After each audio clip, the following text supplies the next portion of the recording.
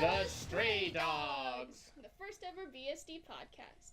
I'm Kaylee. I'm Kenny. And let's talk about episodes 5 and 6. Okay, let's do it.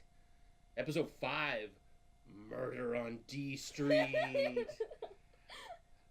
Yes, I love Rumbo so much.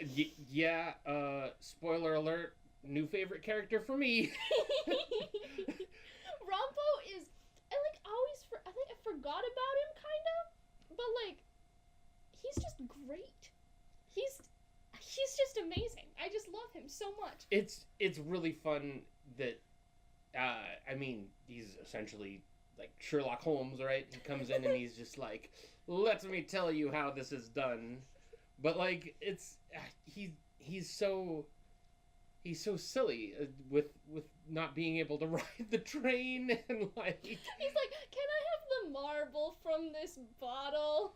Right, it's such a great introduction to him because you're like, is he serious? What's this idiot doing? Right, which is great. Like, they present him you're like, okay, so he's like some weird little child or something. but he's so, and plus, and man, with him being so condescending to people, oh, nothing would ever get solved if I wasn't here. You guys are just so lame. And everybody's like, you're so great. She was like, what? Why aren't we just sucking up to this guy? What's going on? Right. So, it's great because I think that this is my favorite episode so far, is episode 5, because it's the first one that really has heart. When Dazai and Atsushi are walking together and Rampo's kind of up ahead of them at the end after they've gone to the crime scene, mm-hmm. and they're talking about why Rampo is kind of the way he is, and that he doesn't have powers, and that he's just an amazing person, and it's really starting to show me this is more than just the Armed Detective Agency. This is a family of misfits, which is it's great. I love that in any anime when it's let's get all these misfits together and they're gonna bond and it's gonna be fantastic. And it really shows that, and it's just really it's really good. It's really good. It is indeed a family of misfits. Sure. I can't talk apparently. Yeah, misfits. Misfit. Whatever. Yes, misfits those are. misfits. No, but so I skipped over the actual crime solving. Right. Yeah. I also liked that about this episode was, so far it's just kind of been setting things up, and this is they're called the Armed Detective Agency. Here's the first detective episode, we're gonna go solve a crime. It's oh, okay, we're doing this, we're going there and we find evidence, and this is why I can see all this stuff. It was so funny. They were like, oh no, they found someone else in the river. It must be another dead body. And then it was Dazai. And also she was like, Dazai, what are you doing here? Right? And, oh no, it's just a mistake, because I wouldn't commit suicide by myself. I need to do a double suicide. Oh, and then he saw the victim. He was like, how tragic. She died before I could commit suicide with her. What are you talking about, bro?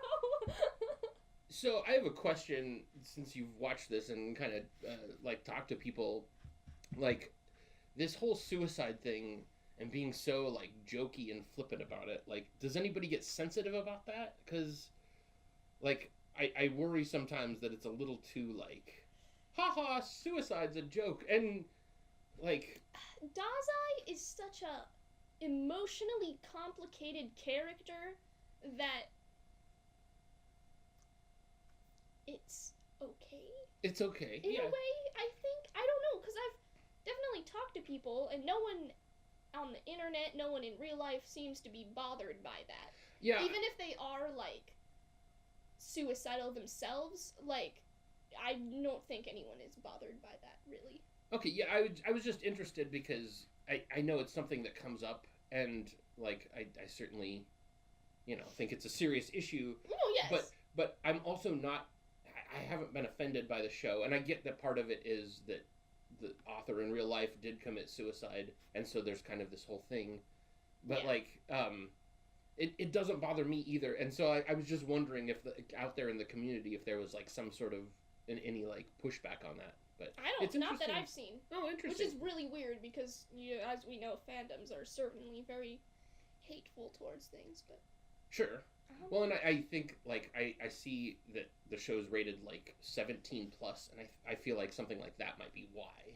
Yeah, I think that's the only reason, really. Because otherwise, like, it's not like a lot of bad language or. I mean, there's some pretty good violence later, but like. Sure, yeah. Oh yeah, no. This episode actually, it's not even that violent, but just the idea of it, where they talk about how the mafia does their.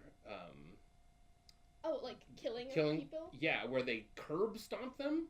It's like, put your teeth on the curb and we're going to stomp on your head. It's like, that is hardcore, man. Like, yeah. And they'll just sort of little silhouette doing it, like. Right, yeah, that's enough for me. Like, man. Yeah, that's, No, yeah, Bungo Stray Dogs isn't violent right now, but wait until, like, season 4. That's, like, really when it starts being, like, watch people get burnt and cut in half. And I'm like, oh, okay. We did get to see, was that this episode that a taxi cab got cut in half? That was the next one. Oh, the next one. Okay, yeah, we'll get to that. It's like, so things are getting cut in half already. Yeah. Just not people, I guess. We'll get there. Yeah, so what else about this episode? It's Rompo, yeah. Like, I love Rompo. At the end, he was like, you guys are falling behind, where are you at? Or something. And I was like, wait, what is this voice? Wait, what is this voice? It, like, I'm currently rewatching Full Metal Alchemist Brotherhood. Is he? He is. Do you know? I looked it up when I first started watching Bungo because it was very familiar to me. But the only thing I remember him being was Enmu from Demon Slayer. But what? He's Edward from Full Metal Alchemist. Wait, really? Yeah. Because Rompo changes voice actors halfway through the show, so maybe I accidentally looked up the wrong one because I don't remember that. Interesting. Well, I don't. It struck me. I was like, what is this? And I was like, oh my goodness, it's Edward. And I looked it up and it was. And yeah, I think something problematic happens with that voice actor. So I didn't read into all of that. So if there's something wrong with that voice actor, I don't know, but it's the same voice actor. That's all I'm noting. So interesting. Yes. I also I looked up some stuff about Rompo. Do you know? Like his author? Well, yes, kind of. Like I don't remember why I was looking into it, but so he's the author of a story called the Case of the Murder on D Hill. So obviously that's probably why the episode was named Murder on D Street, right? Yeah. So like that definitely. He's also the author of something called The Black Lizard. So I was like, ooh, that's interesting. That's so weird because they're like totally not associated. Right. Like, yeah, I mean, like, I don't know further on what's going to happen, but like, I found it very interesting that they pulled that from his work. Yeah, like why wouldn't they put him in the like port? Why wouldn't they put that name in the Port Mafia then if they were going to name the Black Lizard that? Yeah. So, anyways, I saw those two. Those were the two that I recognized. Also, his name. Do you know the full name? Yeah, Rampo Edogawa. I know this one. And you know why? Because Edogawa Rampo kind of sounds like Edgar Allan Poe. Yeah, so I don't know. I thought that was cool. Yeah, especially since they hang out later. Which and Poe wrote a short story that Arthur Conan Doyle, the creator of Sherlock Holmes, cites as being something that inspired him to make Sherlock Holmes. So it's interesting that then Ron Poe, the author, was writing these like detective novels, and that this character is like Sherlock Holmes, and it all kind of, it's this big circle of interesting stuff. Yeah. I found. Well, I also really noticed the music in this episode.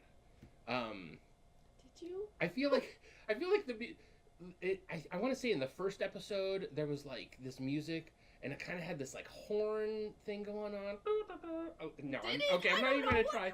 But it reminded me of like noir films, which are like kind of a lot of times have detective things. This makes sense. And then I feel like I kind of lost it for a couple episodes, or I wasn't paying attention. But then this episode, like when they were solving things, I feel like it really had a good music in the background. So See, I wasn't paying attention to that. that's okay.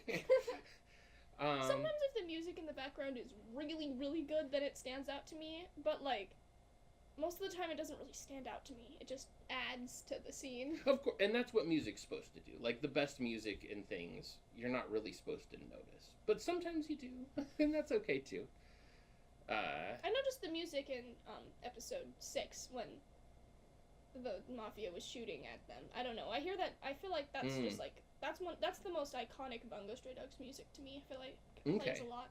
I don't know. Did you hear that one? I guess I wasn't paying attention. See, I don't know. I noticed it a lot in the 5th episode here. I don't know if I noticed it as much in the next one. Yeah, I think you'll really notice it in like the next episode or something coming up, because like there's like this one scene I associate it with. But whatever. Okay. No, yeah. I'll keep my ears open. We'll see what happens. Keep your ears open. I also liked. It was really funny in this episode where it was like Rampo's like, here's my saying, all's well that's well for me.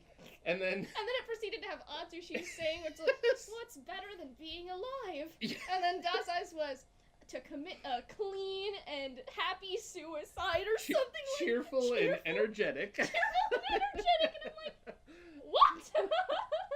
So yeah, it's great. What are these weirdo mottos that's going on? I think the show has a good sense of humor. I think that I mean it makes it fun. It makes it funny. How, it was like a couple. I think it was in the first time we were talking about episode 1 or something.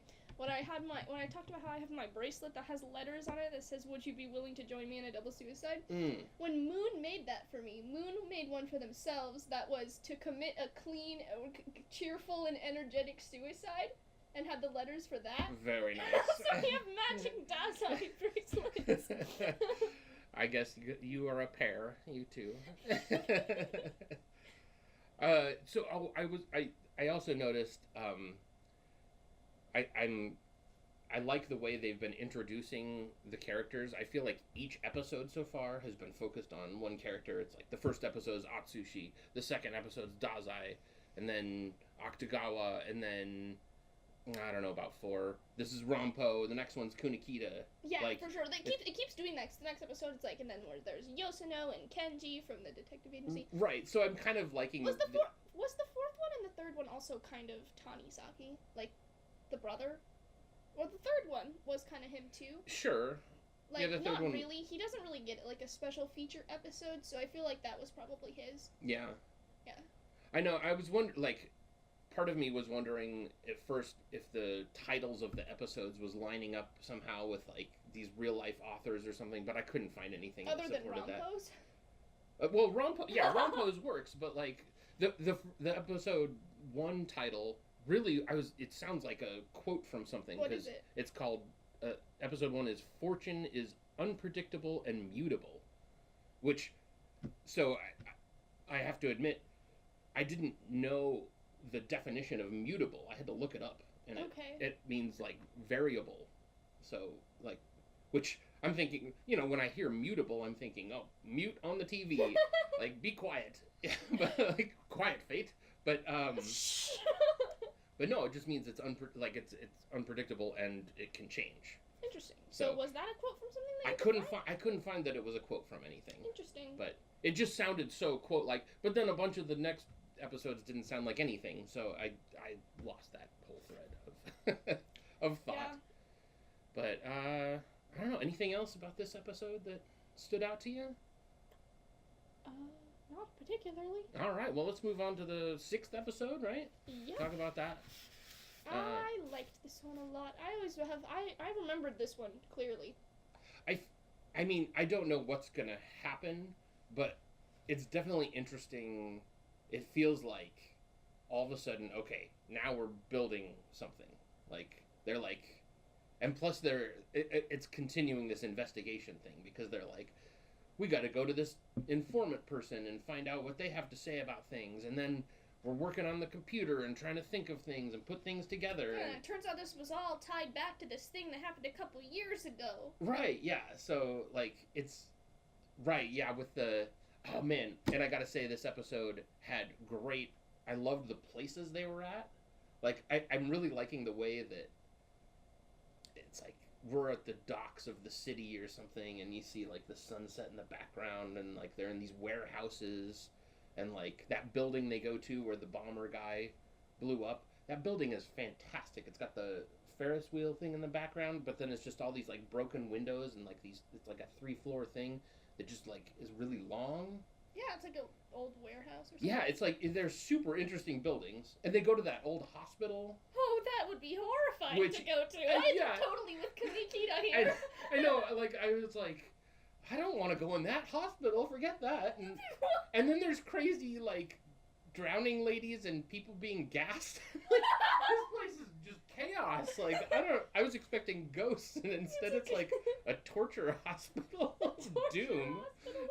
Haunted torture. I don't know if there was any haunted stuff. No, nothing haunted. No, me personally. It's gonna be haunted now, though. No, that's for sure. Even if it wasn't before at the hospital. No, because when they all heard the lady scream of like, if I heard a lady scream in an abandoned hospital, I don't think I would actually go investigate. I think I'd run away because I think it was a ghost. Yeah, they ran towards it. Yeah, like, I might be with you and run away. I'm like, I'm with Kunikita again. Stop. It's true. In a horror movie, you're doing all the wrong things. But they saved the lady's life, so that was nice. Yes. Oh, that was hilarious. When Kunikita saved her, he's like, Daze, what's your assessment on the situation? I think she's sexy as hell. What? It was not relevant information to us. They did that at some other point, too, where he was like, Dazai, what do you think? And he's like, I think you look very manly in this picture.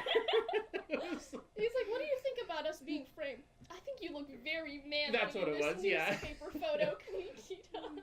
So. Some of these glasses, they're totally ruining the look. Only I can pull off glasses like these. Yeah, it's yeah. Dazai's great. Dazai is great. He makes me laugh, and it's like. Oh, when he was on the mushrooms at the beginning. Oh my goodness! Yeah, he was losing it. Poor Atsushi, the rainbow pill bug. Though he seemed to get over it quite fast. He's like, all right, we're on to the investigation. Which I mostly think so. I mostly think he was exaggerating. But... Right, maybe. He has a high tolerance to poisonous mushrooms or something. I wouldn't put it past him for having a tolerance to those. Yeah, I know. I've tried this before. Yeah, and then they figure out that the taxi cab guy is, the person who was sedating everyone. Right, he was gassing people in his taxi cab. Yeah, how scary.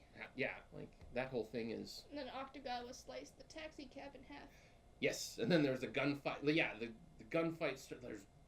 And the windows are shattering out, and... Yeah, very dramatic. Then, yes, the taxi cab hits. And then Kunikita electrocutes Octogawa. That was pretty good, yeah. And Octogawa's like, oh, I respect you. You're not just some slouch. You deserve to be Dazai's partner. Yeah. So, I know, it was interesting because Octogawa just showed up and then was like, oh, the police are coming. See you later. I was like, all right, okay, see ya, man. What's the point of you even coming then? I know, right? Like, did you just want to show up and be cool for a couple seconds? I think so, and success! Success! You were pretty He cool. wanted to scare Kunikita. I think that probably worked too. Probably. Maybe, I don't know. Kunikita's hard to read. He's kind of unflappable, maybe, yeah. But it's not in my book of ideals to be scared of Octogawa. Scared. Yeah, now. Sorry. It is in my book of ideals to know that courting will only be done with a specified woman, followed by marriage in 6 years. When is that going to happen? In 4 years from now. It's like so specific because you can just completely predict how you're going to fall in love. So like, what are you gonna do? You're gonna be like, online application for this woman. I want her to be blah blah blah blah blah blah blah blah blah blah blah blah blah blah blah. Find me in 4 years. Yeah. So he is an interesting character, but Yes. I feel like with all the characters, there's more to him than we're given here at first. Yeah, probably. So, they all have layers. Yes, some have more layers than others. Yeah, well, sure. Yeah, so they're, like, it kind of ended on a cliffhanger, just, you're gonna have to go disarm this bomb. More bombs. Yeah! This one for real, though, it sounds like. Yeah, this one, I don't think fake test bomb. I don't think Tanizaki's gonna be back pretending to be a bomber. No. I don't think. Yeah, this one Plot seems like the twist, real deal. Tanizaki is actually evil. I'm just kidding. Well, you can't tell in this show. Like, we already know that Dazai came from the Port Mafia, so... It's true. Who knows what other switching sides might happen. I don't know. Or maybe not. But No, there might be more.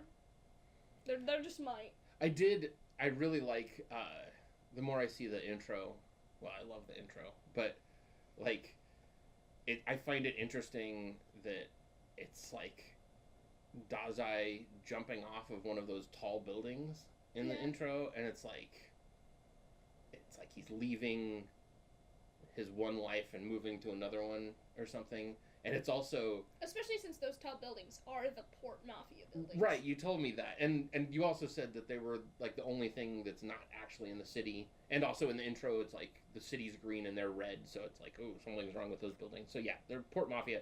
So he's, like, leaving the Port Mafia. He's jumping off the building. But then also, his reflections in the building.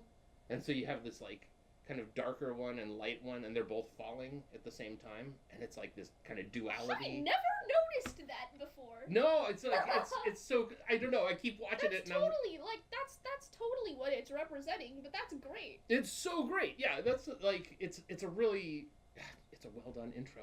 Yeah. I think they thought it through when they were doing it. No, they really thought it through because it's a reference to something else completely as well. Well, sure, yeah, So, and I mean that I can't tell you. But, I worry sometimes about intros because sometimes if you look at them too hard, you can like see things that not really are giving this things one, away. though. No, I don't think so. But like, This yeah, one just it's kind of has the characters standing there. right. And I'm like, ooh, I can't wait to meet that character. I wonder what episode I will get in-depth look at this character. Yeah. Like that's because it like shows the Port Mafia all lined up against like a prison. Like no, not like when you're like getting like a mug shot. You know how it has lines on the wall. Oh yeah, yeah. All the Port Mafia's lined up against one of those walls. Yes, that is cool. Yeah. Well, and they're also like walking through the park, like stuff, right? Yeah.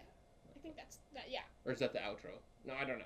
No, there's only 3 people in the outro. Okay, yeah.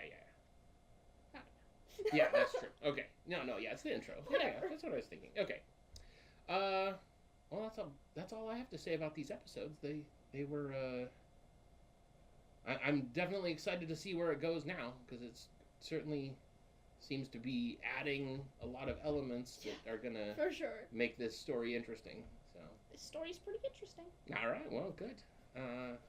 Well, should we move on to this week's fun thing? Fun thing! Yes, we should. We were gonna try to play a game, but I'm not quite ready for that. Maybe next You're week. bad at games. I'm bad at Apparently games. you can't do 20 questions like a normal person can.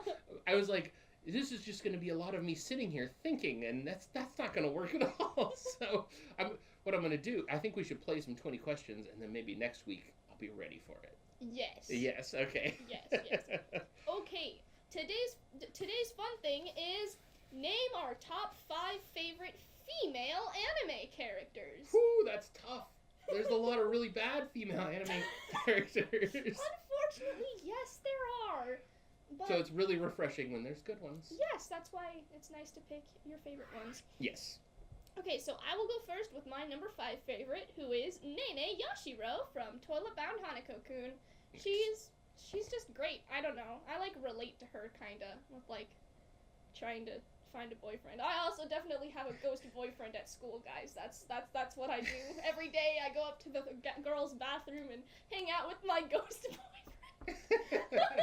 I'm just kidding, but I just love Nene. She's great. Yep, she is great. My number 5 is Mayuri from Steins Gate, and she's a character who at first seems kind of simple, but turns out to be really like I'm going to use the same thing I said a minute ago, the heart of the show. Like the whole thing, like she's really sensitive to like people's emotions, and that becomes very important as the show goes on because it's got a complicated time travel thing going on, and right. She really like anchors the whole thing with these characters that are like kind of nutty and weird and funny, and she's just there, and at first you just don't think much about her, but it ends up she's very important to the story, so I like her a lot. Cool. My 4th favorite is Kohaku from Dr. Stone. I haven't finished Dr. Stone yet, but Kohaku is a very well-written woman. She's strong, she's very useful to the plot, she has a personality. Sometimes animes are not good at doing that, but she's very good, she's very well written. She is, yeah. So, I like her. Yep, agreed. Alright, my number 4 is Frieren, which is a complicated character because a lot of Frieren, she seems very kind of cold and aloof because I think it's the show itself is exploring this idea of like, what if you did live for thousands of years? How would that shape you as a person compared to these people? But it's interesting how she's changing and being more warm because of these parties of humans that she's been with, and how she learns to care more for them. And she's a very complex character, and For sure. I really, really like her. I struggled hard to pick 5 favorite female characters, and I especially struggled not putting her on my top 5. That's fair. That's fair. I think she'd probably be at 6. All right. So, all right. Yeah, okay. My number 3 is Mao Mao from the Apothecary Diaries. My number 3 is Mao Mao from the Apothecary Diaries. That's great. I love it when our lists accidentally line up. I do too, yeah, because we don't talk about this beforehand. No, so. do not. Okay, I love her. She's great because I feel like it switches the normal roles of how female and male characters interact with each other in Apothecary Diaries. Like, I always feel like it's the female character who's like deeply in love with the male one, who's like, I just want to be in love with you and follow you all over the place, and she's like, I do not care about romance at all. Yeah, she's very interesting because her personality, I guess because of her upbringing, and I feel like she has like an interesting mental way she approaches life. Yeah. So which makes her a great investigator. She's really good at solving. Really good, yes. These because of her analytical mind. But yeah, it also comes into like, I'm not interested in this guy that's just like some beautiful guy. I don't know. It's like, yeah, he's just a weirdo. Yeah. Please stay away from me. I don't know. I just love her so much. I do too. Okay, well, since we both said our number 3 just now. So, okay, my number 2 favorite anime girl is Mikasa from Attack on Titan. She does the simping for the main character role better than any other girl. Like, she's that trope done correctly, in my opinion. Sure. Like, you know? Some quiet, simmering simping. Yes, that's what I mean. It's done correctly. Yeah. Like, because like when in Naruto, for example, Sakura's constant screaming and squealing about Sasuke is annoying. Yeah, and that's the problem with anime girls. And paints her as a very flat, boring character. That's like no good development. Yeah, I think Sakura's kind of the inspiration for this list because it's like, oh, poor Sakura. I wish she was written better because occasionally she's really cool and then a lot of times she's just nothing. Yeah. Okay, so because that's Mikasa is that trope done correctly. Yeah. So and she's like strong and cool and is able to like stay on the same level as the other males in the show, which is also something that she is better than the other males she's in this way show. better than other males in the She is show. so cool. So that's why, like, yeah, she's Except I guess Levi, but he's just a next level. Yeah. But like anyway, yeah, she's just amazing. She's just amazing. Fair enough.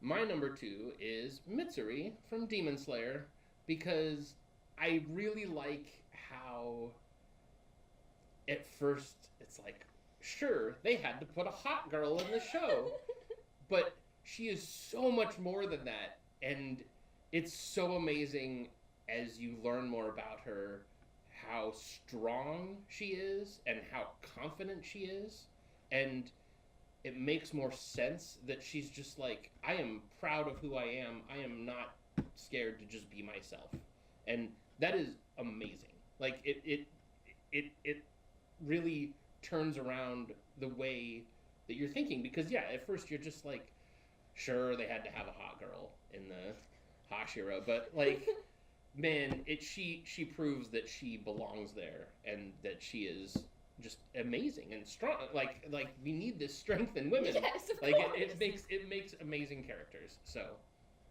there you go. I totally agree. My number 1 favorite is Maki from Jujutsu Kaisen because of the manga. Okay, like I know I can't really tell you about how awesome she is in the season 3 now because that's out, so she gets animated of how cool she is. Because she doesn't really have like too much of a role in like the main show. Like she's there sometimes and she's cool when she's there, but like I don't know. Her whole thing is that she doesn't have cursed energy and she has to rely on like tools that already have cursed energy imbued in them to fight. So that's really cool in the first place that she's being a jujutsu sorcerer and keeping up with the others who actually have cursed energy when she doesn't even have that herself. And then I don't know, she's just so cool in season 3. So she has a sister who who's always who does have looking cursed down energy, on her, right? And she's just like looking down on her. Yeah, I always like that when it's like somebody having to prove themselves even though they're like the underdog. Man, does she prove herself. All right. Well, I have not watched season 3 yet, but I'm excited to see more of her. My number 1 is Charmy Pappitson from Black Clover. What kind of name is that? So, it is a name that brings me so much joy because immediately, as soon as you meet her, she's always chibi, and you're like, what is with this character? And she just eats all the time, and it seems so silly, and like, but it is, I love her so much because she brings joy to people around her by trying to feed them, and like, but then, if something gets serious, and sometimes that's somebody touched my food, but sometimes it's somebody touched my friend, and you can't mess with my friends or my food. And she is fierce, and I love it, because she can just turn it on a dime, and like, look out for Charmy, and you're like, she's named Charmy? Like, but yeah, she's powerful too, and she's such a funny name. It is, yes, and that's why she's my number 1, because it makes me laugh. It brings me just so much joy when she's on screen. All right. Well, I think that's it for us this week. Yep, that's it. Any closing thoughts? No, not that I think. Not that I know of. All right, yeah, Bungo Stray Dogs is good. Bungo Stray Dogs. And I'm excited to see what happens, because now we're really cooking. All right. Well, thanks for tuning in. Don't forget to like and subscribe. Right, yeah. We need all the followers we can get, and go find us on, Spotify and YouTube and You can also find us on TikTok, Facebook, and Instagram. Yeah, and make sure to send some comments, what you like, what you don't like, because... Or give us suggestions for fun things to do at the end of the video, because we had a really tough time coming up with good ones. I know, we're only on episode 3. We're in real trouble here. Once we really get into this, so... Need some good suggestions. All right. Sounds good. Until next week, we're the Stray Dogs. We'll see you later. See you later.